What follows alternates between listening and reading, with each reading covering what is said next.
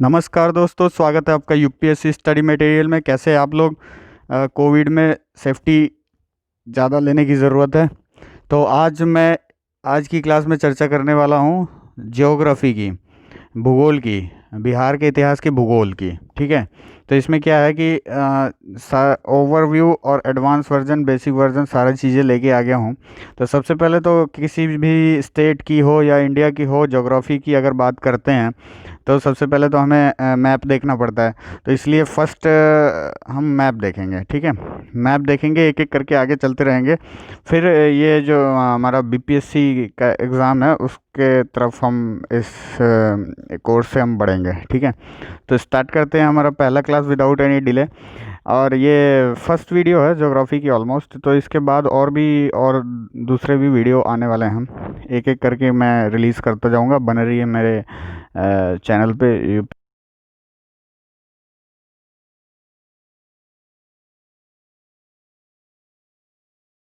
आज का हमारा जो कोर्स है ये बिहार की ज्योग्राफी के रिलेटेड होने वाला है। तो इसमें क्या है कि हम सब जानते हैं कि बिहार के नॉर्थ में नेपाल है। नेपाल की एक श्रृंखला है जो माउंटेन रेंजेस है, और नेपाल है। और साउथ में बिहार के झारखंड है। सबसे पहली बात तो यही हम चर्चा करेंगे।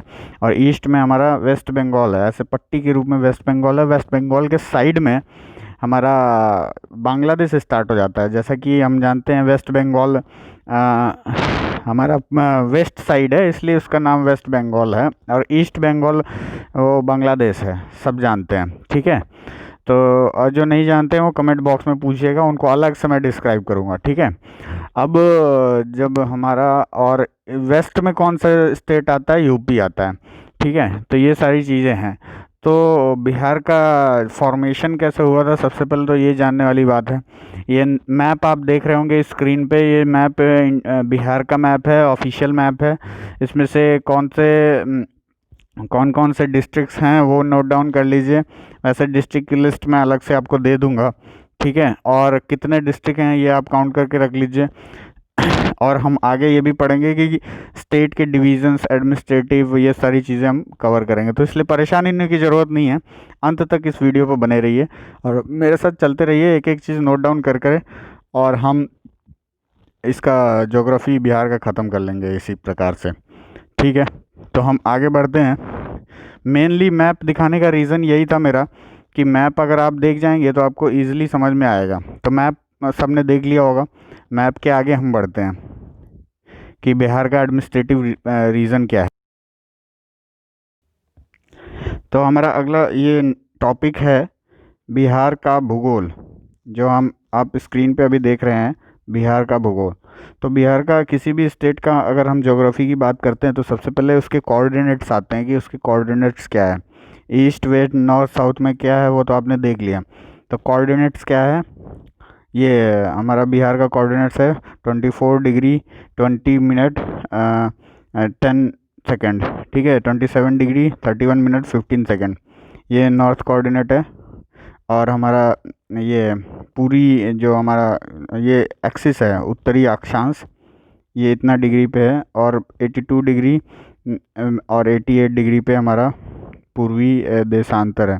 तो सबसे पहले अक्षांश और देशांतर क्या होता है, एक ओवरव्यू में आपको यहाँ पे देता हूँ कि जैसे ये अर्थ है फॉर एग्जांपल। ठीक है, तो अर्थ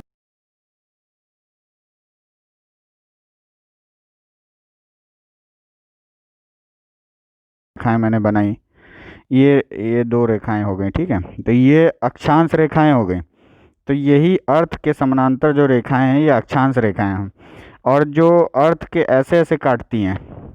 ठीक है, ये तीन रेखाएं जो मैंने बनाई हैं ये देशांतर रेखाएं हैं। तो इनका एक डिग्री होता है।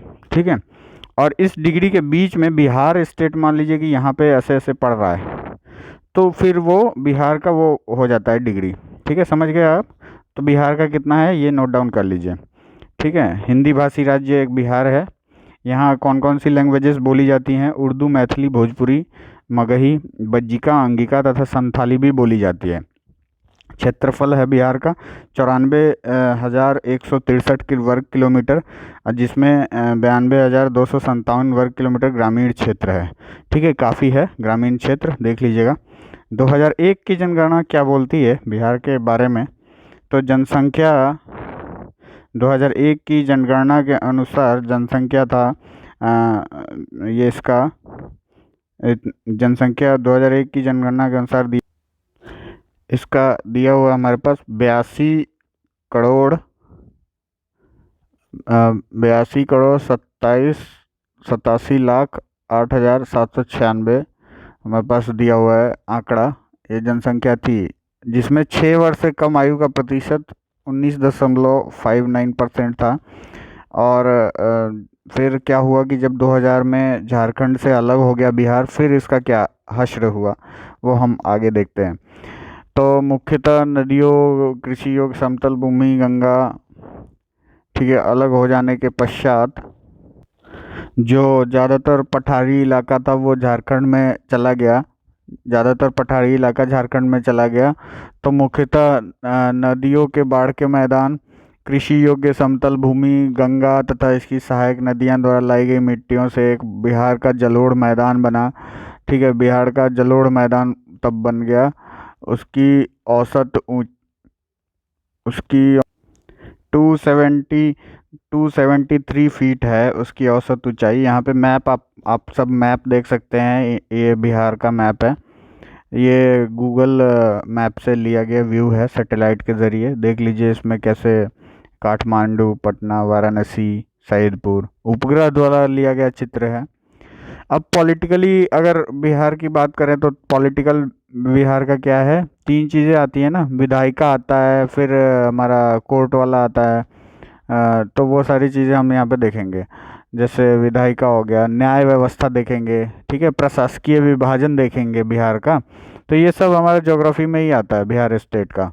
तो हम जब विधायिका की बात करते हैं, बिहार की विधायिका का द्विसदनीय व्यवस्था वाला यह भारतीय राज्य है, क्योंकि यहाँ पे विधानसभा भी है और विधान परिषद भी है, इसलिए इसको द्विसदनीय बोलते हैं। एमएलसी एमएलसी बोलते हैं ना, मेंबर ऑफ लेजिस्लेटिव काउंसिल, वो भी है। और एमएलए भी है, ठीक है, मेंबर ऑफ लेजिस्लेटिव असेंबली। तो और विधान परिषद की जिसके सदस्य अप्रत्यक्ष तौर पर चुने जाते हैं राष्ट्रपति और राज्यपाल की तरह। ठीक है, राज्यपाल विधानसभा में बहुमत प्राप्त दल के विधायकों द्वारा चुने गए नेता को मुख्यमंत्री नियुक्त करता है। ये सबको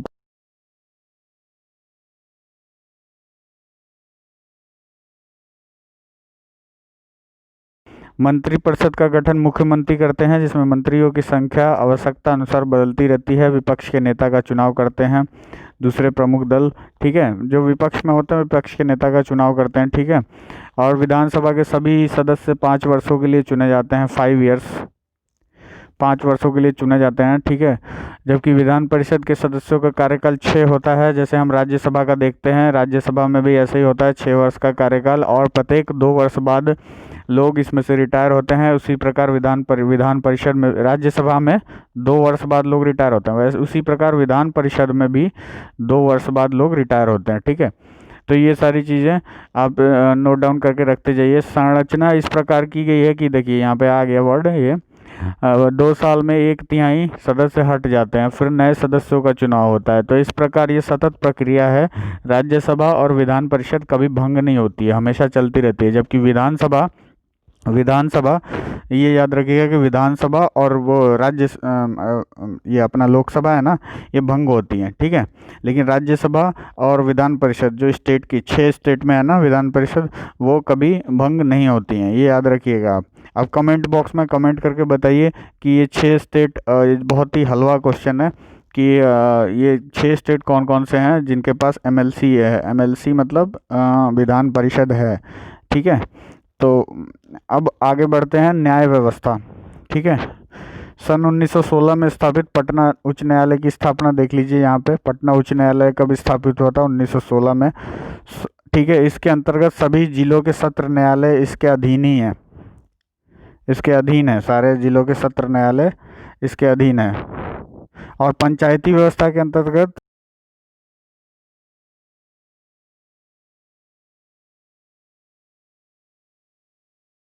मतलब पंचायत वहाँ पे अदालत की तरह काम करती है, तो उसको दीवानी मामलों के कुछ अधिकार दिए गए हैं, ठीक है, लेकिन उसकी कार्यकुशलता हमेशा संदेहप्रद रहती है। हाँ, इसमें तो आपको पता होना चाहिए कि कार्यकुशलता संदेहप्रद क्यों रहेगी, क्योंकि गांव के ही लोग रहते हैं ना उसमें, इसलिए। हाल में राज्य के मुख्यमंत्री तथा जिलाधिकारियों द्वारा शुरू किया गया जन अदालत, एक बिहार में जन अदालत बोल के शुरू किया गया है, तो उससे क्या है, मामलों का जल्दी निपटारा हो रहा है, ठीक है। डीएम और सीएम मिल के इस चीज़ को स्टार्ट किए हैं, जन अदालत। तो उनसे मामले का जल्दी निपटारा हो रहा है। प्रशासकीय विभाजन देख लेते हैं एक बार। प्रशासन दृष्टिकोण से बिहार को 9 प्रमंडल, ठीक है, 9 प्रमंडल, जब झारखंड भी था तो ये प्रमंडलों की संख्या 12 थी, ठीक है, लेकिन 2000 में झारखंड के अलग होने के बाद बिहार में 9 प्रमंडल बचे, 38 मंडल बचे। मंडल मतलब जिला में बांटा गया है। जिलों को 101 अनुमंडल में और 534 प्रखंड में, 8,471 पंचायतों तथा इतना गाँव में देख लीजिए 45,103 गाँव में, शहरों की संख्या 103 है। और राज्य का मुख्य सचिव नौकरशाही का प्रमुख होता है। क्रमानुसार देखिए इसमें, जिसके नीचे आयुक्त, जिलाधिकारी, अनुमंडलाधिकारी, ये देखिए प्रखंड विकास अधिकारी या अंचलाधिकारी, इनके साथ जुड़े अन्य अधिकारी एवं कर्मचारीगण होते हैं। पंचायत तथा गांवों का कामकाज प्रत्यक्ष चुनाव से जीतकर आए मुखिया, सरपंच तथा वार्ड सदस्यों के अधीन चला जाता है, ठीक है। अभी 2020 चल रहा है, 2021 में फिर पंचायत चुनाव है, हमारे बिहार वासी सब जानते हैं पंचायत चुनाव है। अभी विधानसभा का चुनाव है, एमएलए का।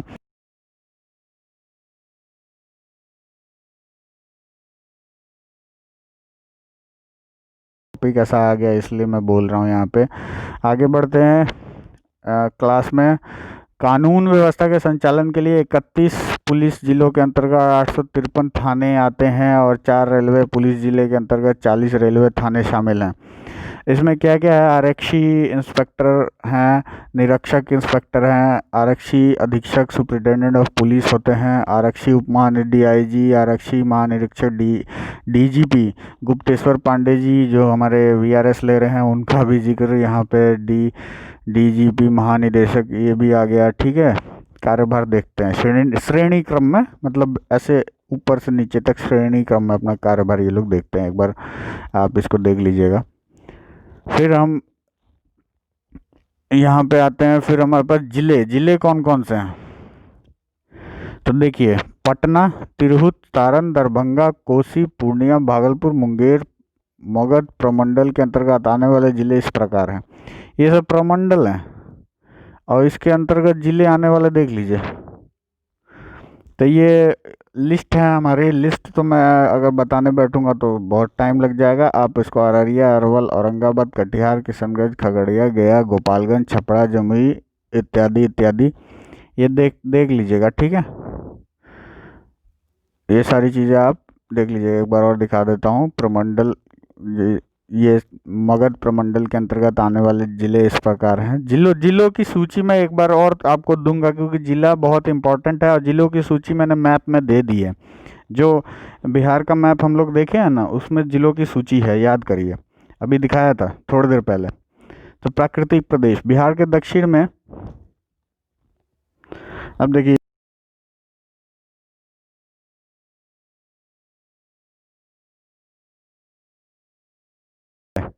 जो अब झारखंड का हिस्सा है, और उत्तर भाग में क्या है, उत्तर भाग में पहाड़ है, नेपाल श्रेणी, हिमालय पर्वत, ये सारी चीज़ें हैं, ठीक है। राज्य के 94.2 हजार वर्ग किलोमीटर क्षेत्रफल पे 53,300 वर्ग किलोमीटर गंगा का उत्तरी मैदान और 40,900 वर्ग किलोमीटर दक्षिण बिहार में पड़ता है। तो देखिए इतना वर्ग किलोमीटर पड़ता है। देखिए बिहार एक ऐसा स्टेट है ना, ये देखिए मैं दिखाता हूँ, ये बिहार स्टेट बीच से गंगा नदी है, ऑलमोस्ट बीच में। तो उसको उत्तर में कितना क्षेत्र है और दक्षिण में कितना क्षेत्र है वो यहाँ पे दिया हुआ है। 53,300 वर्ग किलोमीटर उत्तर में और 40,900 वर्ग किलोमीटर दक्षिण में। भौगोलिक तौर पर बिहार को 3 प्राकृतिक भागों में बांट दिया है इन्होंने। उत्तर का पर्वतीय तराई भाग, ठीक है, मध्य विशाल मैदान, बीच में मैदान है, और ठीक है दक्षिण का पहाड़ी किनारा। एक एक करके हम इसकी चर्चा देखते हैं। इसमें उत्तर का पर्वतीय प्रदेश, सोमेश्वर श्रेणी का हिस्सा है। सोमेश्वर श्रेणी, इस श्रेणी की औसत ऊंचाई 455 मीटर है और इसका सर्वोच्च शिखर 874 मीटर है। सोमेश्वर श्रेणी के दक्षिण में तराई क्षेत्र है। यह दलदलीय क्षेत्र है जहां साल वृक्ष के घने जंगल हैं। साल वृक्ष बहुत ज़्यादा पाए जाते हैं। इकलौता बिहार का बाघ अभयारण्य कहाँ है? वाल्मीकि नगर में, इन जंगलों में है। ठीक है, जहाँ साल के विशाल वृक्ष पाए जाते हैं, इसी में बाघ भी पाए जाते हैं, ये याद रखिएगा, वाल्मीकि नगर में। उत्तर का पर्वतीय प्रदेश जो डिवीज़न है उसमें। ठीक है, वाल्मीकि नगर। अब आगे बढ़ते हैं। मध्यवर्ती विशाल मैदान बिहार के 95% भाग जो है ना, 95% ये विशाल मैदान है। ठीक है, नदियों की अपवाह प्रणाली, बाढ़, वर्षा, मिट्टी के चरित्र में आने वाली क्षेत्रीय विशेषताओं के कारण बिहार के मैदान को 3 क्षेत्रों में बांटा जा सकता है। बिहार के मैदान को भी 3 क्षेत्रों में बांटा गया है। तराई क्षेत्र, भांगर क्षेत्र और खादर क्षेत्र। 3 क्षेत्र है, एक एक करके इन क्षेत्रों की चर्चा करेंगे। तो आइए, तराई क्षेत्र, सोमेश्वर की तराई, जो तराई क्षेत्र कौन सा होता है देखिए हम बताते हैं। जैसे 10 किलोमीटर चौड़ा कंकड़ बालू का निक्षेप है। ठीक है, इसके दक्षिण में तराई उपक्षेत्र है जो प्रायः दलदली है। ये तराई क्षेत्र, जैसे ये बिहार है ना, ये ऊपर का जो हिस्सा है ये तराई क्षेत्र है। ठीक है, ये 10 किलोमीटर लंबा एक पट्टी के रूप में कंकड़ बालू का निक्षेप है। मतलब जो इसके दक्षिण में तराई उपक्षेत्र है। ये भांगर क्षेत्र, ये पुराना जलोढ़ है, सामान्यतः आसपास के क्षेत्रों से 7-8 मीटर ऊंचा रहता है। ठीक है, और खादर क्षेत्र, इसका विस्तार गंडक से कोसी नदी के क्षेत्र तक सारे उत्तर बिहार में है। प्रत्येक वर्ष आने वाली बाढ़, कोसी जो बिहार का शोक है, के कारण यह क्षेत्र बहुत उपजाऊ है, परंतु इसी बाढ़ के कारण यह क्षेत्र तबाही के कगार पर है। तबाही के कगार पर है। ये तीनों क्षेत्रों को देख लीजिएगा। ठीक है, तीनों क्षेत्र को आप देख लीजिए। हम आगे बढ़ते हैं। दक्षिणी पहाड़ी किनारा, दक्षिण में पहाड़ी किनारा है। फिर मौसम और जलवायु की अगर हम बात करें तो राज्य का औसत तापमान ग्रीष्म ऋतु में 35 से 45 डिग्री रहता है और जाड़े में 5 से 15 डिग्री सेल्सियस रहता है। और जाड़े का मौसम नवंबर से मध्य फरवरी तक रहता है और ग्रीष्म ऋतु अप्रैल में स्टार्ट होता है जो जुलाई के मध्य तक रहता है। ये महीने याद रखिएगा, इससे हम उसको मैच कर पाएंगे। क्या? रबी और खरीफ की फसलें, मतलब इससे इस सीज़न में ये होता है, इससे इस सीज़न में ये होता है। वैसे तो आपको पता ही होगा, आप सारे लोगों को, कि बिहार वासी हमारे एकदम सब कुछ जानते हैं। तो जुलाई अगस्त में वर्षा ऋतु का आगमन होता है। देखिए, बरसात जुलाई अगस्त में, जिसका अवसान अक्टूबर में होता है। अक्टूबर में, अभी जैसे अक्टूबर आने वाला है, उससे पहले ये ख़त्म होने के कगार पे ज़्यादा वर्षा हो रही है। तो इससे अंदाज़ा लगाइए कि अक्टूबर में, ऐसे लिंक करके पढ़ेंगे ना तो सब कुछ याद रहेगा आपको। इसलिए मैं धीरे धीरे चल रहा हूँ, CD और 100 पॉइंट को लिंक कर दे रहा हूँ सब चीज़ों से। तो अक्टूबर में ये अवसान हो रहा है। इसके साथ ही ऋतु चक्र पूरा हो जाता है और औसतन 1205 मिलीमीटर वर्षा का वार्षिक वितरण लगभग 52 दिन तक रहता है। इसका अधिकांश भाग मानसून से होने वाला वर्षण है। ठीक है, अब भूमि संसाधन क्या है बिहार के पास? अर्थव्यवस्था। भूमि संसाधन का स्थान सर्वोपरि है। राज्य के सभी भागों में भूमि प्रायः उपजाऊ एवं कृषि योग्य है, लेकिन सघन जनसंख्या, पॉपुलेशन डेंसिटी, इसकी बात तो हम करेंगे, इसकी बात करेंगे। ठीक है, जैसे पॉपुलेशन डेंसिटी, हर 1 वर्ग किलोमीटर स्क्वायर पर कितना जनसंख्या है भैया? 2011 के जनसंख्या सेंसस डेटा के हिसाब से 1100 कुछ लोग हैं हर 1 किलोमीटर के दायरे में बिहार में। सोचिए कितनी जनसंख्या बढ़ गई है। बाकी स्टेट, मतलब भारत का सबसे टॉप स्टेट है, ये याद रखिएगा, 1 नंबर पे डेंसिटी के मामले में, घनत्व के मामले में, जनसंख्या घनत्व के मामले में बिहार। ये याद रखिएगा आप। ठीक है, ये बहुत ही इंपॉर्टेंट चीज़ है, सवाल आ भी सकता है इससे। तो आगे बढ़ते हैं। भूमि पर देखिए, यहाँ पे लिख रहा है ना, अत्यधिक दबाव है भूमि पर जनसंख्या घनत्व के कारण। कृषि योग्य कुल 93.6 लाख हेक्टेयर भूमि में 56 लाख हेक्टेयर क्षेत्र पर शुद्ध रूप से खेती की जाती है और राज्य में इतना वर्ग किलोमीटर वन क्षेत्र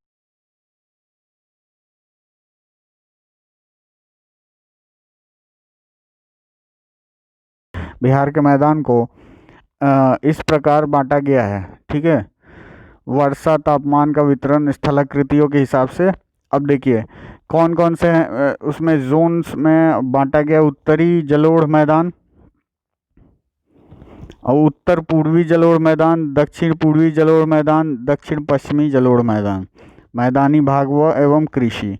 ये सारे एक मान लिया है इन्होंने कि वर्षा होती है, मृदा के प्रकार, टाइप्स ऑफ सॉइल। सॉइल भी हम देखेंगे आगे की क्लास में, ठीक है। अब परेशान होने की ज़रूरत नहीं, हम सारी चीज़ें कवर करेंगे। टेम्परेचर कवर करेंगे। तो आगे इसमें देखते हैं कि वर्षा, तापमान और मृदा के प्रकार के अनुसार उत्तरी जलोढ़ बिहार को किस किस जोन्स में डिवाइड किया है। उत्तरी जलोढ़ मैदान, ठीक है, उत्तर पूर्वी जलोढ़ मैदान, दक्षिण पूर्वी जलोढ़ मैदान, दक्षिण पश्चिमी जलोढ़ मैदान, ये सारी चीज़ें हैं। तो हम इसमें ये अब फसलों के बारे में देखेंगे कि राज्य की जनसंख्या का 76% हमने पहले ही बोला था कि कृषि कार्य से जुड़ा हुआ है। और ये एक और बात बता दूं, ये बहुत ही इंटरेस्टिंग फैक्ट है आपको कि ये जो 76% का आंकड़ा है ना, ये 2000 का जो 2001 में जो हुआ था ना सेंसस, उसमें भी इतना ही था। और 2011 में हुआ है, उसमें भी इतना ही है। ये आंकड़ा है, मैंने ले आया हूँ, मैं डेटा कहीं कहीं से लाता रहता हूँ, इसलिए आपको पता होना चाहिए, इसलिए मैंने बता दिया। ठीक है, कि दोनों में कुछ फ़र्क नहीं है कि लोग इंडस्ट्री लग गई बिहार में और लोग इंडस्ट्री में काम करने लगे, उनको रोज़गार मिल गया, ऐसा कुछ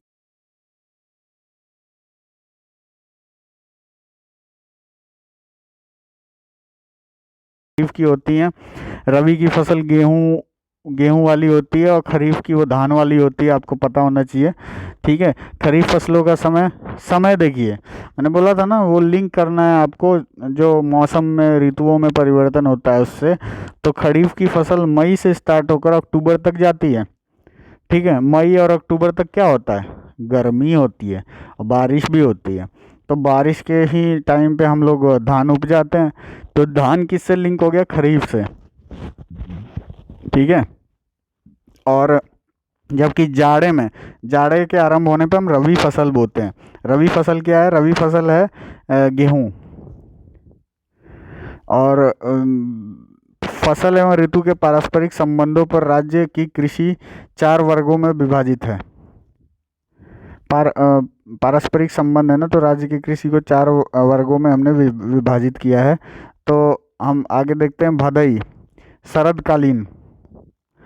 तो भदई है, अगहनी है, और 2 और हैं, वो मैं आगे बताता हूँ। ये हैं रबी है, और ग्रीष्मकालीन ये गर्मा है ना, ये खरीफ है। तो एक एक करके भदई, शरदकालीन देखते हैं पहले। मानसून पूर्व की वर्षा पर आधारित भदई फसलें भादो कौन सा महीना होता है, अगस्त सितंबर तक तैयार हो जाती है। मक्का, ज्वार, जूट तथा धान की कुछ विशेष किस्में भदई कहलाती हैं। अगहनी, शीतकालीन। बिहार की कृषि में अगहनी फसल का स्थान सर्वोपरि है। इसकी बुआई जून में की जाती है और अगहन दिसंबर में तैयार हो जाता है। ठीक है, और अगहनी फसल में धान प्रमुख है, ये याद रखिएगा। इसमें पूछता भी है ना, ये बीपीएससी की पढ़ाई कर रहे हैं आप, तो ये सारी चीज़ें भदई, अगहनी, ये सब आपको पता होना चाहिए।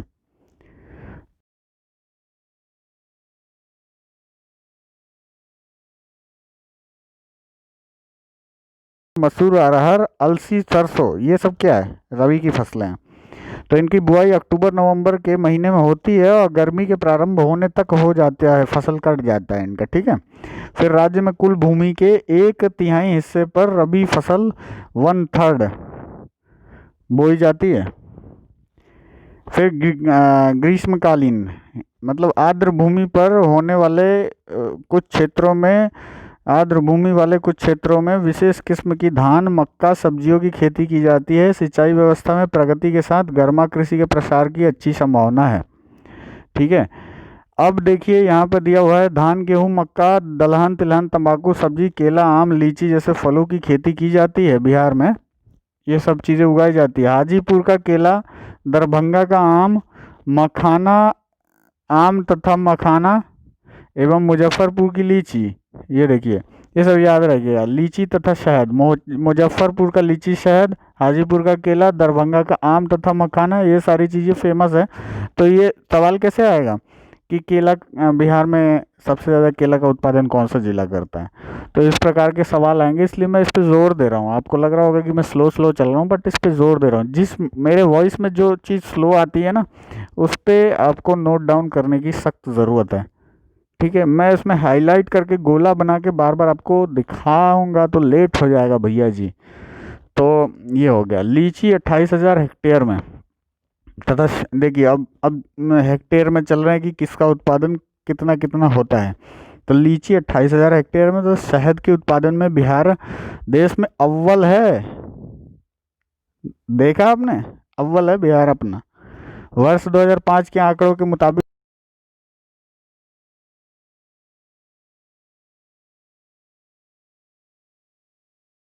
मान लीजिए कुल पैदावार 100 है। यहाँ देखिएगा, ध्यान देने योग्य बातें हैं। तो इसमें फल में लीची का 88% है, मतलब फल फल अगर 100 है तो लीची 88% लीची होता है बिहार में। आम 15% होता है, अमरूद 19% होता है, अनानास 9% होता है, केला 3% होता है, एग्जाम्पल के लिए। ठीक है, और सब्जी अगर 100% है सब्जी, तो भिंडी 28% होता है, गोभी 20% होता है, प्याज 18% और देश का अगर आंकड़ा 100 है तो बिहार में कितना होता है समझिएगा। बैगन 14% है, बंद गोभी 10% है, टमाटर 8% है। ठीक है, खाद्यान्न चावल, अगर देश में चावल 100% हो रहा है तो खाद्यान्न चावल का इतना 6% है। ठीक है, गेहूँ 6% है, बिहार में 11% है, दलहन 4% है, तिलहन 1% है। और लाख टन में कितना है देख लीजिए, 41.08, ये सब आप देख लीजिए। नगदी फसलें कितना होती हैं, नगदी फसलें कॉमर्शियल जो कॉर्प्स बोलते हैं ना, कॉमर्शियल जो बिक जाती हैं, जैसे खेत में ही कुछ सेल आउट हो गई खेत में, जैसे जूट हो गया, गन्ना हो गया, आलू हो गया, तंबाकू हो गया, मिर्च हो गया तथा फूल की विभिन्न किस्में, ये सारी कॉमर्शियल, वो उनका देख लीजिए परसेंटेज कितना है 100 पे, ये आप देख लीजिए। ठीक है, इसके अतिरिक्त देश का लगभग आधा शहद बिहार में तैयार होता है, जिससे हमारा 10,000, जिससे हमारा कितने परिवार खाते हैं, इससे हमारा 1 लाख, लगभग 1,06,000 परिवार इससे खाता है, जो बिहार में शहद तैयार होता है उससे। ठीक है, अब आगे बढ़ते हैं। कृषि से जुड़े विषयों पर शिक्षा तथा शोध के लिए राज्य में संस्थानों की आधारभूत संरचना, ये है कि इसमें राज्य में कृषि विश्वविद्यालय वगैरह कौन कौन से हैं वो देखने वाली बात है। राजेंद्र कृषि विद्यालय है पूसा, समस्तीपुर, तथा इसके अंतर्गत 36 जिलों में खोले गए कृषि विज्ञान केंद्र बिहार के विभिन्न क्षेत्रों में होने वाले फसलों तथा बागवानी को बढ़ावा देने में सक्षम है। ठीक है, इसके अतिरिक्त राज्य में लीची, मखाना, पान पर शोध के लिए मुजफ्फरपुर में राष्ट्रीय अनुसंधान केंद्र की स्थापना की गई है, भारतीय कृषि अनुसंधान परिषद द्वारा की गई है। ICMR जो आता है ना अभी, कोवैक्सीन वगैरह जो अप्रूव करेगा। ठीक है, ICMR, ये तो मेडिकल वाला है। इसी प्रकार से एग्रीकल्चर वाला भी होता है। ठीक है, एग्रीकल्चर वाला कृषि, भारतीय कृषि अनुसंधान परिषद ये है। मेडिकल वाला कोवैक्सीन वगैरह ICMR हो गया। इसका इंडियन एग्रीकल्चर रिसर्च IARC हो गया। ठीक है, ऐसे ही अंग्रेजी नाम होगा, अंग्रेजी मीडियम वाले ध्यान दीजिएगा। तो इस प्रकार से मुजफ्फरपुर में है वो। ठीक है, लीची वगैरह का, मुजफ्फरपुर की लीची फेमस है, आपको पता ही है, मखाना तथा पान, ये सारी चीज़ें फेमस हैं। अब देखिए पहाड़ी भाग बिहार में कौन कौन से हैं। राजगीर की पहाड़ियाँ हैं, बराबर की पहाड़ियाँ, बटेश्वर की पहाड़ियाँ हैं, कैमूर की पहाड़ियाँ हैं, ये सारे पहाड़ हैं बिहार में। जब हम वो माउंटेन रेंजेस वाला वीडियो देखेंगे ना, तो उसमें इसको डिटेल से पढ़ेंगे। अभी आगे हम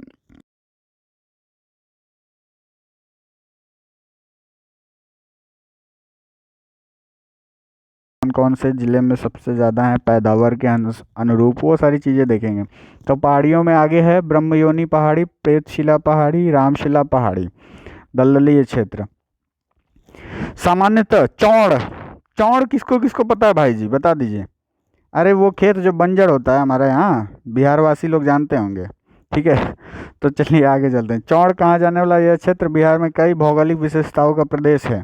कई दलदली भाग तो इतने विशाल हैं कि यह जैव विविधताओं के अतिरिक्त नदियों का उद्गम स्थल भी है।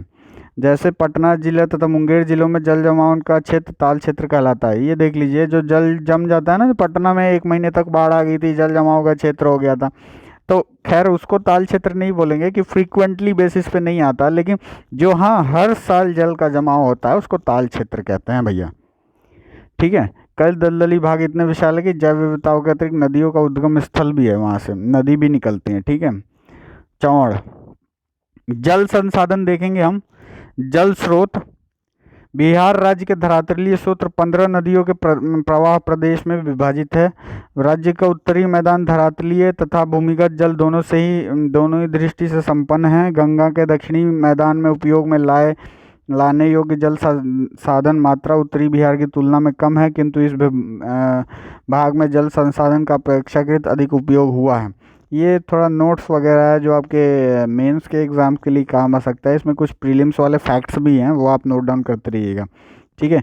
हिमालय, छोटा नागपुर का पठार तथा विंध्याचल की पहाड़ियों से उतरने वाली कई नदियां तथा जलधाराएं बिहार में प्रवाहित होकर गंगा में विसर्जित हो जाती हैं।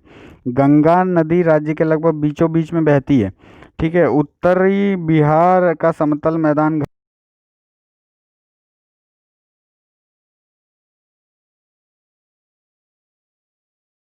नासा, सोन, पुनपुन, किऊल, हरोहर, थोड़ा सा वडुआ, चंदन, चीर नदियों के साथ प्रवाह प्रदेश बिहार में गंगा का दक्षिणी मैदान में बहने वाली नदियां हैं। ठीक है। वर्षा के दिनों में उत्तर बिहार में नदियों में बाढ़ एक बड़ी समस्या। अब मैंने बताया था कि बिहार अगर ऐसा है तो बीच से इसको वो कर देती है, मतलब बीचों बीच पड़ता है गंगा नदी, तो उत्तरी बिहार है ना, उत्तरी बिहार, इसमें मतलब बाढ़ एक गंभीर समस्या है। कोसी वगैरह के कारण बाढ़ हर साल आते रहता है। ठीक है। वो सारी चीज़ें यहाँ पे लिखी हुई हैं। तो राज्य की प्रमुख नदी बेसिन का अपवाह क्षेत्र, नदियों की लंबाई तथा बाढ़ प्रभावित क्षेत्र इस प्रकार है। तो अपवाह तंत्र और जो वाला जो टेबल है वो हम अभी देखेंगे, बाकी ये थ्योरी है वो आप पॉज करके देख लीजिए। तो यहाँ पे देखिए, ध्यान देने वाली बात है कि अपवाह क्षेत्र और नदी की लंबाई और बाढ़ प्रभावित क्षेत्र। ठीक है। अपवाह क्षेत्र क्या होता है? तो एक नदी है, ऐसे ऐसे बहती है, तो उसका जो बहने का जो रीज़न होता है ना कि कितने दूर में जल उसका है, दैट इज़ कॉल्ड अपवाह क्षेत्र।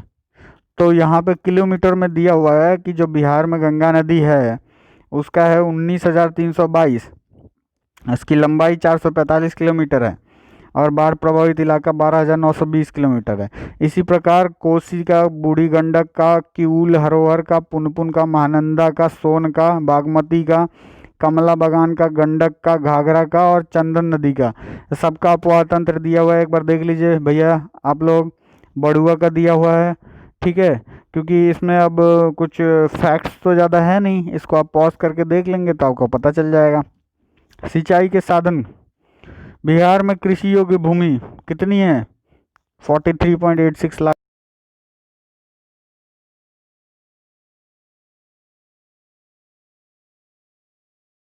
है। ठीक है। ये देख लीजिएगा। राज्य में सिंचाई का सर्वप्रमुख साधन नहर है। नहर से ज़्यादातर होती है सिंचाई।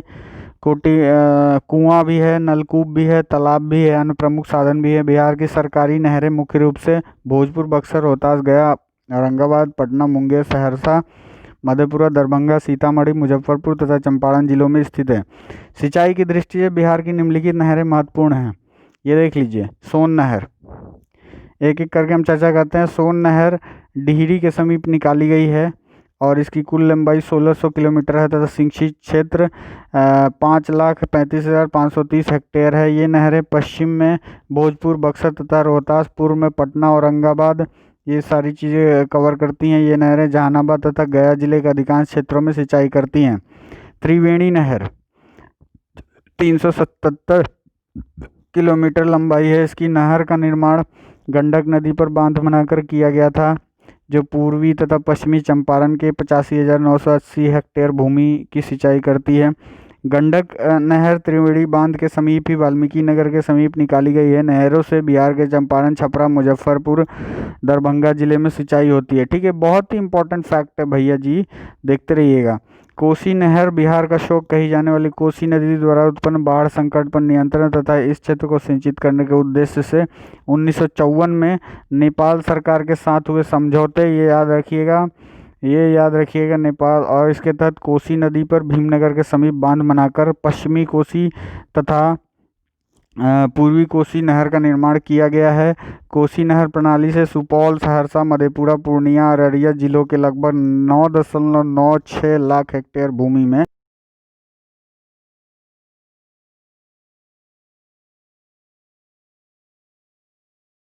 मधुबनी जिले की सिंचाई करती है। ठीक है, बड़ुआ जलाशय से निकले गए नहर से भागलपुर तथा निकले गए, किसने लिखा है, ये गलत है, निकाले गए। भागलपुर, मुंगेर के 37,532 हेक्टेयर भूमि पर सिंचाई होती है। जल विद्युत का विकास हम देखते हैं आगे। समतल प्रदेश होने के कारण जल विद्युत के विकास की संभावनाएं सीमित हैं, लेकिन पश्चिमी चंपारण का तैमूर क्षेत्र, कैमूर की पहाड़ियां, सोन नदी के निकलने वाले नहरों के प्रपात पर जल विद्युत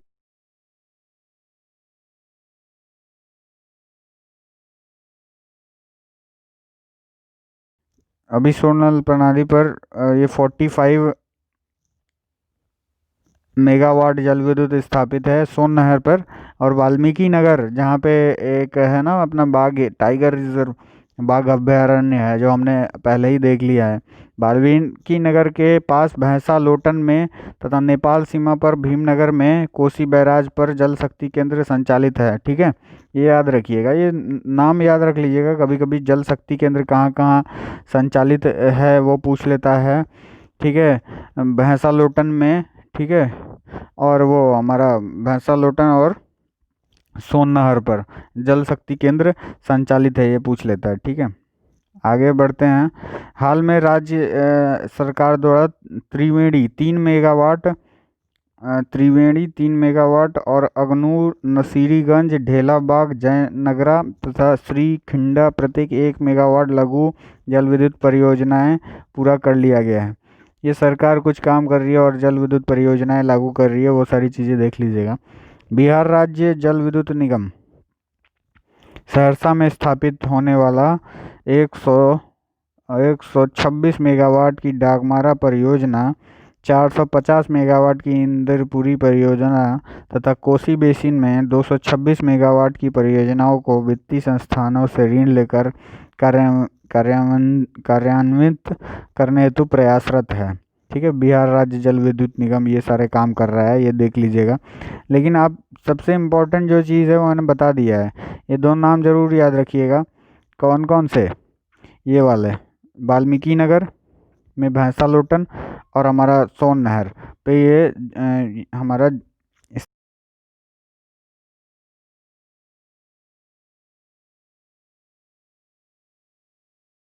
संसाधन। अविभाजित भारत खनिज संपदा के दृष्टिकोण से बहुत ही संपन्न था, लेकिन 2000 में जब झारखंड अलग हो गया ना, तो बिहार के पास खनिज संसाधन कम बचे। तो खनिज संसाधन कम बचे कौन कौन से, देख लीजिए। अधिकांश हिस्सा अलग हो गया जब झारखंड के साथ, तो गंगा, इसकी सहायक नदियों के मैदानी भाग में खनिजों का सख्त अभाव है। जहाँ तहाँ थोड़ी मात्रा में शोरा, रेह तथा चिकनी मिट्टी पाई जाती है। वर्तमान में राज्य में खनिजों का वार्षिक उत्पादन इस प्रकार है: steatite 945 tonne, pyrite 9539 tonne, quartz 14,835 tonne, अभ्रक 53 टन, चूना पत्थर लगभग 4,78,000 टन। इस प्रकार से उत्पादन है खनिजों का बिहार में, ये देख लीजिएगा, यहाँ पे नोट डाउन कर लीजिए। मैं देख लीजिएगा, मैं बोलता हूँ मतलब कि नोट डाउन कर लीजिए, उसको हाईलाइट कर लीजिए। ठीक है, जनसंख्या एवं अधिवास। जनसंख्या, सेंसस डेटा बहुत ही ज़रूरी होता है किसी भी भूगोल का, अगर बिहार की भूगोल बात कर रहे हैं तो उसका सेंसस डेटा जानना आपके लिए बहुत ही ज़रूरी होता है। तो इसमें हम यहाँ पे देखेंगे कि यहाँ पे हम कितना बिहार राज्य की 10 करोड़ अगर जनसंख्या बिहार का है, यहाँ पे देख लीजिए आंकड़ा पूरा दिया हुआ है, 10 करोड़ 40 लाख ऐसे करके। ठीक है, तो 99,452। तो वैसे ही तो मान इसमें 54 करोड़ जनसंख्या पुरुषों की है और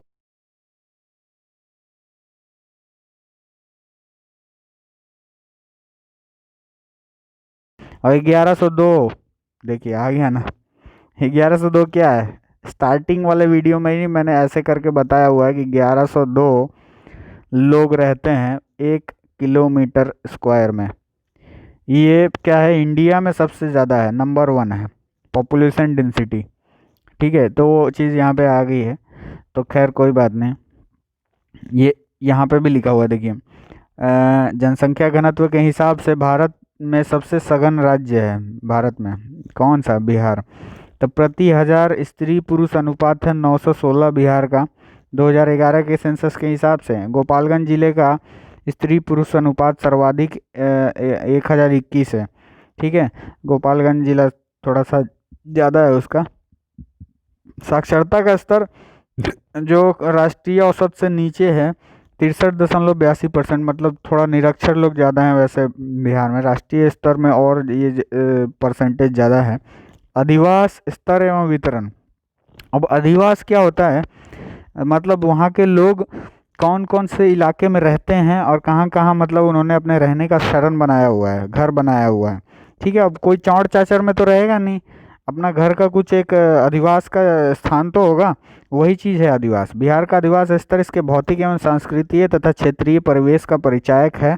लगभग सारा आदिवास क्षेत्र गंगा के मैदान, अब जब हड़प्पा और सिंधु घाटी की सभ्यता भी खत्म हुई थी, तो मतलब माना जाता है ऐसा कि गंगा के मैदानी इलाकों में लोग रहने आ गए थे, वहाँ के लोग, जब वो हड़प्पा विलीन हुआ तो। ठीक है, कुछ लोग आ गए, उसी से हमारा आगे ये मतलब जनसंख्या आगे बढ़ी। तो उसी प्रकार से यहाँ पे भी गंगा के मैदानी भाग में सारा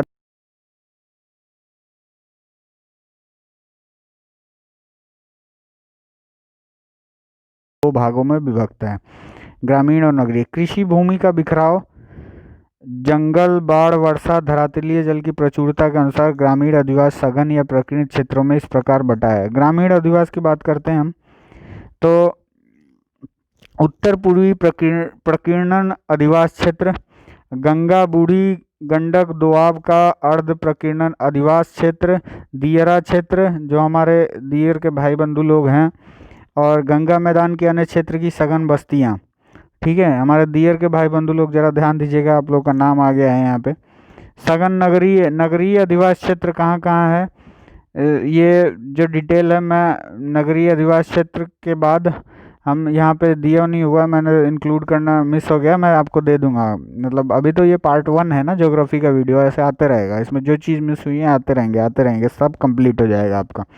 बिहार में राष्ट्रीय राजमार्ग की कुल लंबाई 53.58 मीटर है। 1 मार्च 2019 का डाटा है, देख लीजिएगा।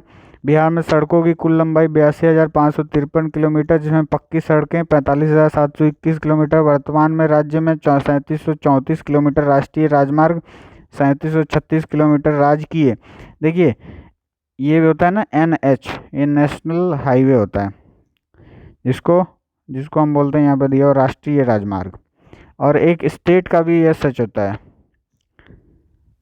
स्टेट हाईवे, तो इसको राजकीय राजमार्ग बोलते हैं। ठीक है, तो ये कुछ चीज़ें हैं इंपॉर्टेंट, वो मैंने बता दी आपको। राजकीय राजमार्ग तथा 7,999 किलोमीटर जिला उच्च पथ है। फिर एक जिला का भी जो होता है ना, तो बिहार में कितना है जिला का जो रास्ता का किलोमीटर टोटल कितना है, 7,900।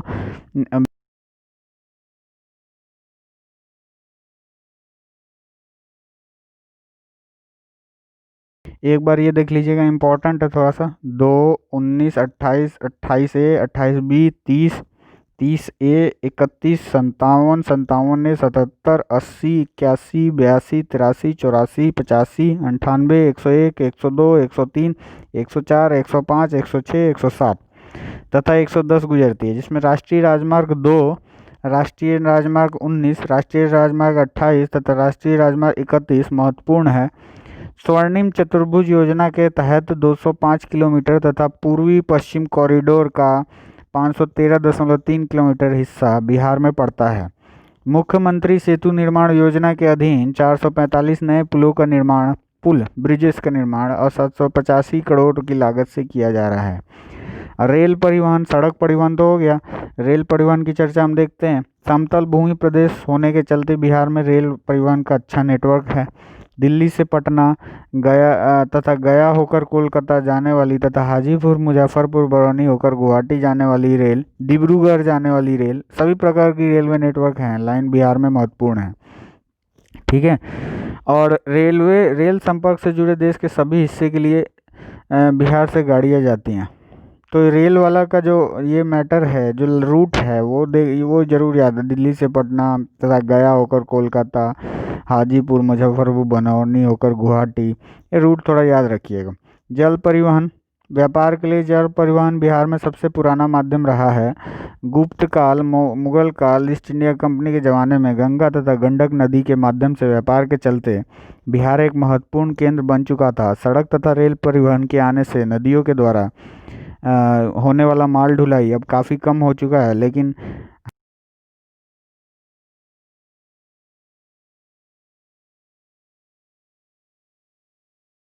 अंतर्देशीय जल परिवहन नीति ये मोदी गवर्नमेंट ने लॉन्च किया है, में बदलाव आने से बिहार का स्थान पुनः महत्वपूर्ण हो गया है। कैसे? ये दिया हुआ है ना, इलाहाबाद से हल्दिया जाने का, जो मोदी जी ने एक शिप के जरिए माल भेजा था पहला, वो आप लोग को भी पता होगा। तो इसलिए इनलैंड वाटरवेज वाले लोगों ने उसको ज़्यादा महत्व दिया है। 1680 किलोमीटर लंबे राष्ट्रीय राजमार्ग 1 बिहार से होकर गुजरता है। राष्ट्रीय राजमार्ग 1 कौन सा है? इलाहाबाद से हल्दिया को गंगा के द्वारा जोड़ने वाला। ठीक है। और जब हम इतिहास पढ़ेंगे तो उस इतिहास अगर आप लोग जानते होंगे तो आपको पता होगा कि गंगा नदी से ही पहले व्यापार होता था भारत देश में। ठीक है, मैं उसमें डिटेल में नहीं जाऊंगा ना, वीडियो किसी और दिशा की तरफ भटक जाएगा। बिहार की राजधानी पटना सहित कई अन्य महत्वपूर्ण शहर जैसे बक्सर, आरा, मुंगेर, भागलपुर इत्यादि इस राष्ट्रीय जलमार्ग पर स्थित हैं। परिवहन के लिए गंगा नदी के अतिरिक्त गंडक, सोन तथा इससे निकलने वाली नहरों का भारवहन के लिए खूब प्रयोग किया जाता है। वास्तव में पश्चिमी बिहार से पूर्वी बिहार तक माल ढुलाई तथा नागरिक यातायात के लिए सबसे सस्ता तथा तेज माध्यम हो सकता है। वर्ष 2004 में स्थापित देश का एकमात्र राष्ट्रीय अंतर्देशीय नौकायान संस्थान पटना के गायघाट में स्थित है। वायु परिवहन के क्षेत्र में क्या प्रगति हुई है अब तक बिहार में, देख लेते हैं। राज्य में पटना में एयरपोर्ट है। बोधगया में सीमित अंतर्राष्ट्रीय उड़ानों के लिए वायु पट्टी है। मुजफ्फरपुर, दरभंगा, जोगबनी, पूर्णिया तथा रक्सौल में बने एयरपोर्ट गैर सिविल कार्यों के लिए भी प्रयोग में लाए जाते हैं। ठीक है।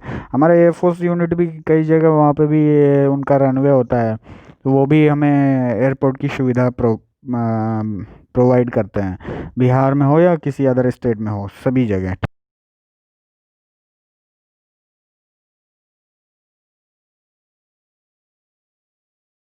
जनरली संचार व्यवस्था, बिहार में रेडियो तथा दूरसंचार का अच्छा नेटवर्क मौजूद है।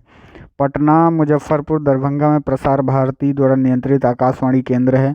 बीएसएनएल के अलावे प्रायः सभी दूरसंचार कंपनियां अपनी सेवा ग्राहकों को देती हैं। एयरटेल, रिलायंस, आइडिया, एयरटेल समूचे राज्य को अपने जाल में लिया हुआ है। ठीक है। और प्रखंडों में डाकघर, बैंकिंग सुविधा उपलब्ध है। उद्योग व्यापार का क्या उद्योग और व्यापार पे बात करेंगे हम लोग। राज्य के बंटवारे के पश्चात बिहार के भारी उद्योगों का समूह झारखंड में चला गया। ठीक है। विभाजित बिहार में खनिज संसाधन की अल्पता के चलते भारी उद्योग का सीमित विकास ही संभव है, लेकिन कृषि आधारित उद्योगों के लिए यहाँ उपयुक्त माहौल है। कृषि, क्योंकि जनसंख्या 76% जनसंख्या कृषि पर ही आश्रित है, कृषि कार्य ही करती है, इसलिए वर्तमान में बिहार में वृहद तथा मध्यम आकार के कुल 250 इकाइयाँ हैं, जिनमें सर्वाधिक पटना, 72, वैशाली इतना जिले में है। बिहार में वृहद मध्यम आकार के कुल इतना 250 इकाइयाँ हैं। ठीक है। महत्वपूर्ण उद्योगों में बरौनी स्थित तेल शोधन तथा उर्वरक कारखानों के अलावा सीमेंट, इलेक्ट्रिकल्स, ग्लास, कपड़ा उद्योग शामिल है। बिहार में देश के सब्जी का 9%, फलों का 8% उत्पादन होता है। लीची, मधु, मखाना उत्पादन में तो राज्य अव्वल है ही। यहाँ देश के कुल उत्पादन का 88% लीची, 83% मखाना, 50% मधु मधु मतलब मध मतलब शहद, ठीक है, ये पैदा किया जाता है। कृषि आधारित तथा खाद्य प्रसंस्करण उद्योगों के विकास की यहाँ अच्छी संभावना है। खनिज आधारित उद्योग, कृषि आधारित उद्योग, ठीक है। बिहार का सबसे लोकप्रिय गांव चंदनपुरा है। तो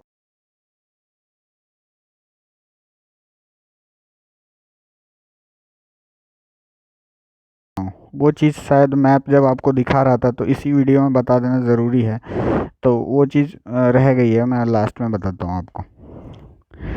चंदनपुरा बिहार के रोहतास जिले का सबसे लोकप्रिय गांव है। यहाँ का पिन कोड इतना है, यहाँ की दुर्गा मंदिर और भी लोकप्रिय है। ये गांव पूरी तरह से विकसित है, बहुत अच्छा है। बिहार के रोहतास जिले के थेलू प्रखंड में है। यहाँ आमवा सती मंदिर के लिए प्रसिद्ध है, ठीक है, चंदनपुरा। तो यहाँ मैं ये तो मैं अब बिहार का आपको जो जिला था ना उसके बारे में बताता हूँ। बिहार के जिले, बिहार में जिले कौन कौन से हैं ये देखिए। बिहार में जिले हैं हमारा, बिहार में 38 जिले हैं, 9 प्रमंडलों में बांट रखा है। जिले इस प्रकार हैं। आज ऑलमोस्ट ज्योग्राफी की बात कर रहे हैं तो हम ज्योग्राफी ऑलमोस्ट ख़त्म ही कर देते हैं, ठीक है। तो जिले ये देखिए, जिलों के नाम अगर नाम का लिस्ट में आगे देता हूँ तो बिहार में 38 जिले हैं, 9 प्रमंडलों में बांट रखा है। बाकी सारी चीज़ें मैंने पहले ही सबसे फर्स्ट पेज पे ही डिस्कस की है आप लोगों से। तो ये मैप है, बिहार का नक्शा है। अगर किसी को इसमें किसी प्रकार की कुछ कठिनाइयाँ हो रही हों तो देखने में, ये नक्शा एक बार और मैंने फर्स्ट में नक्शा शेयर किया था, वो नक्शा भी पॉलिटिकल मैप था, ये ज्योग्राफिकल मैप टाइप का लग रहा है, बट पूरी तरह से ये ज्योग्राफिकल भौगोलिक मैप है नहीं। तो ये देख लीजिए आप लोग, ये सारे ज़िला हैं, ज़िला का लिस्ट आपको यहाँ पे मिल जाएगा। यहाँ पे मैं अनजूम करके आपको दिखाता हूँ। अररिया, अरवल, औरंगाबाद, कटिहार जिला, किशनगंज, कैमूर जिला, खगड़िया, गया, गोपालगंज, जमुई जिला, जहानाबाद, दरभंगा, नवादा,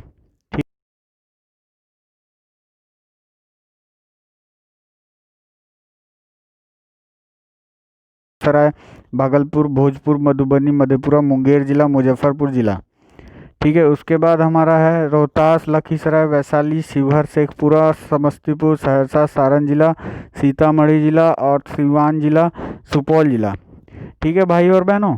अब हम ये जिला की सूची हमने इसमें दे दी है, अलग से इसका क्यों करना है, इसी में सारा कुछ दूंगा मैं आपको। तो इसमें एक चीज़ और, जो हमारा जो बिहार स्टेट का फॉर्मेशन है वो कब कब हुआ था, वो चीज़ें इसमें रह गई हैं। तो बिहार स्टेट का फॉर्मेशन जो 22 मार्च एक तिथि है, देखिए क्या है। इस दिन बिहार दिवस मनाते हैं,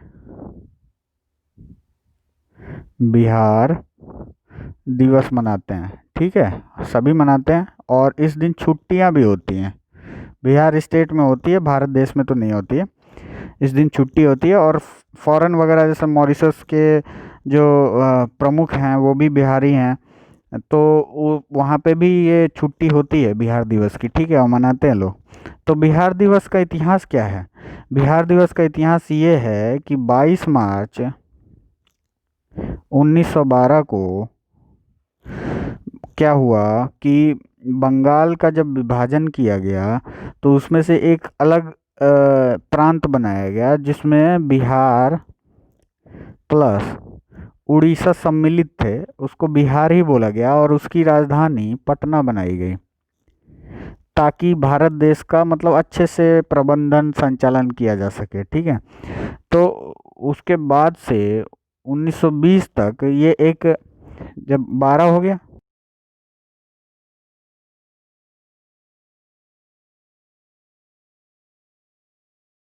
एलजी जैसे दिल्ली में एलजी होता है ना, जैसे लेफ्टिनेंट गवर्नर के अधीन था, ठीक है, यह राज्य। फिर एलजी के बाद फिर ये 1921 से 1936 तक और फिर आने वाले दिनों तक यह गवर्नर के अधीन में आ गया। एलजी नहीं, डायरेक्ट गवर्नर के अधीन में। अगर आपको मैं बता दूं, क्लियर करके दिखाता हूँ, 1912 से 21, सॉरी गलत हो गया ये, 1912 से 1920 तक एलजी था, और फिर 21 से 36 तक, और आने वाले आगे 47 तक फिर ये गवर्नर के अधीन में रहा। ठीक है, कोडिंग में लिखा है, आप लोग इसको ध्यान दीजिएगा। लेफ्ट एलजी मतलब क्या है? लेफ्टिनेंट गवर्नर, उप राज्यपाल कह लीजिए, और या राज्यपाल। ठीक है, तो ये 1947 तक तो ब्रिटेन शासित था ना ये, मतलब ब्रिटेन इसका रूल कर रहा था, हम लोग अंग्रेजों को गुलाम थे या जो भी। तो ये चीज़ थी। तो फिर क्या हुआ, एक एक्ट आया 1935 का, भारत शासन अधिनियम। थोड़ा धीरे हो रहा, समझिएगा इस चीज़ को। इस एक्ट, ये जो सबको पता है 1935 का भारत शासन अधिनियम के ऊपर ही हमारा संविधान ऑलमोस्ट बेस्ड है। हमारा जो संविधान बनाया गया है 1935 का भारत शासन एक्ट का, उसमें का जो जितना भी नियम था ना, वो सब हमारे आज के संविधान में इंक्लूडेड है। सब कुछ लिया गया है उसमें से। ठीक है, आपको ये बात पता होनी चाहिए। तो 1935 के बाद जब वो नियम लागू हो गया तो क्या हुआ,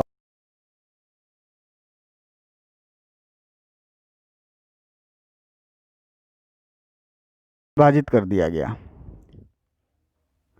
ठीक है, 1 अप्रैल 1936 को बिहार को फिर से, 1 अप्रैल 1936 को बिहार को फिर से विभाजित करके उड़ीसा राज्य की स्थापना हुई थी इस दिन। ठीक है, तब तक उड़ीसा बिहार में ही था। ठीक है, 250 कुछ रियासतों को इसमें मिला करके ये राज्य, मतलब विलय करा करके ये राज्य बनाया गया था। तो ये भी है।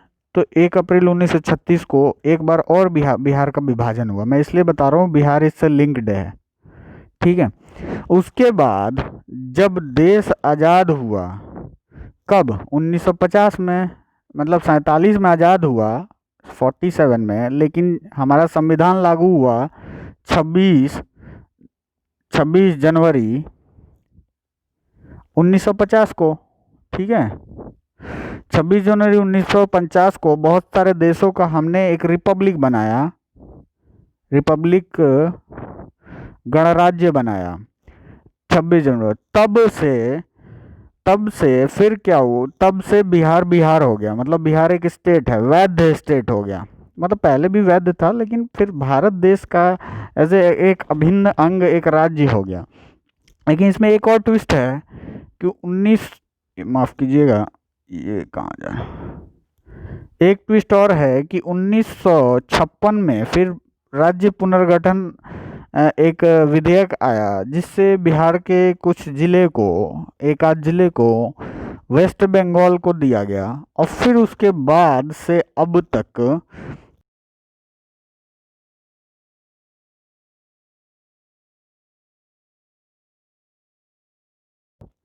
2000 के बाद से अब तक बिहार सुचारू रूप से आर्थिक और भौगोलिक, राजनीतिक, सामाजिक सब प्रगति कर रहा है अकेले। एक एक single one and only Bihar बच गया। Bihar, B for Bihar. तो ये थी बिहार के बनने की इतिहास।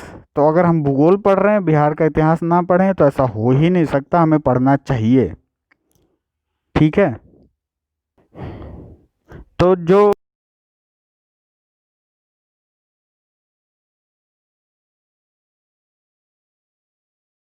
आप बोलिएगा कि जो ये 22 मार्च 1912 का ये जो दिन है, बिहार दिवस, ये बंगाल विभाजन से प्रेरित होकर बना था, ये तो बना ही था, लेकिन इससे इसका ज़्यादा मतलब जो कानूनी रूप से है ना, इससे ज़्यादा लिंक नहीं है कि ये कानूनी रूप से मतलब बंगाल विभाजन के अधीन वो नियम पास करके इसको बिहार को अलग किया गया, ऐसा नहीं है। लेकिन उनके मोनोपोली में, अंग्रेज़ों के मोनोपोली में ये था कि बिहार को वो करना है, ठीक है, अलग करना है, ताकि बंगाल को अलग करना है, ताकि बांटना है, ताकि फूट डालो और राज करो वाली नीति अप्लाई हो सके। तो उन्होंने 22 मार्च 1912 को एक बिहार, उड़ीसा और असम, ये 1912 में एक एक्ट उन्होंने लाया। उस एक्ट का नाम ही था बिहार उड़ीसा असम एक्ट। ठीक है, ये देखिए मैं BOA लिखा है, इसको फुल फॉर्म में लिख लीजिएगा आप लोग। बिहार उड़ीसा एंड असम राज्य का एक एक्ट 1912 में उन्होंने लाया, और उसके बाद 22 मार्च 1912 को बिहार मतलब उन्होंने बना दिया एक अलग। तो बिहार कैसे बनाया, जो ब्रिटेन के सम्राट थे ना, वो इंडिया में आए हुए थे उस टाइम पे। तो उन्हीं के आदेशों के पे कि हाँ अब सम्राट को कुछ दिखाना है, करके कुछ चेंजेस दिखाना है। जैसे मोदी जी कहीं जाते हैं तो वहाँ कुछ चेंजेस होता है, कुछ इनॉग्रेशन होता है, कुछ उद्घाटन होता है, उसी प्रकार से ये सारी चीज़ें हुई, बिहार का जन्म हुआ। ठीक है, तो हमारे बिहार वासियों BPSC की तैयारी करते रहिए। हम आज के भूगोल के पार्ट में हम इतना चीज़ें इंक्लूड करना चाहते थे, बहुत कुछ इंक्लूड कर चुके हैं। हम नेक्स्ट पार्ट में अब बाकी क्या जो ज्योग्राफी तो अभी